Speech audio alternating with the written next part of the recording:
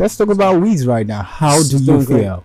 I feel great. I mean, I'm happy for him. I mean, I feel like I feel vindicated because, you know, back then, you know, it was like those were the conversations we used to have, and I used to say this thing is a global thing. It's gonna, you know, it's gonna work worldwide. Global.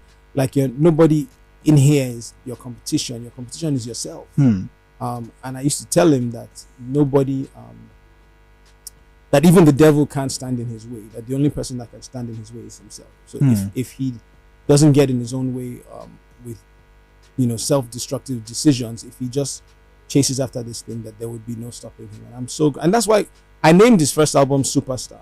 So you picked the name? Yeah, I did. And we were looking for a name for the album, and you know, we were trying different things. And then one day I was just like, you know, we don't want anybody, like we have a way that we see you, that we want the rest of the world to catch up with, to understand instantly that this is who you are, that you are meant to be a superstar. And that's where the name for the album came from. I just told them, they said, we're going to call it Superstar, because that's what I see you as. That's what we want the world to understand, that this is who you are and who you are meant to be, and this is how the level that they need to relate with you on, even though it's your first album.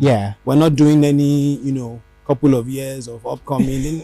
No, this is Superstar talk. Here and now. Let's just go straight for the kill. And I'm happy for him. I pray for him till this day. I pray that God blesses him, God keeps him, and that God perfects everything that concerns him, because I'm happy for the success, but I also want him, you know, success is dangerous sometimes. You know? So it's for somebody in his position, you can only imagine the kind of pressure that somebody like him, or anybody really that's in that position, is in, you know, from just all the people that surround you, that their existence depends on you. Very true.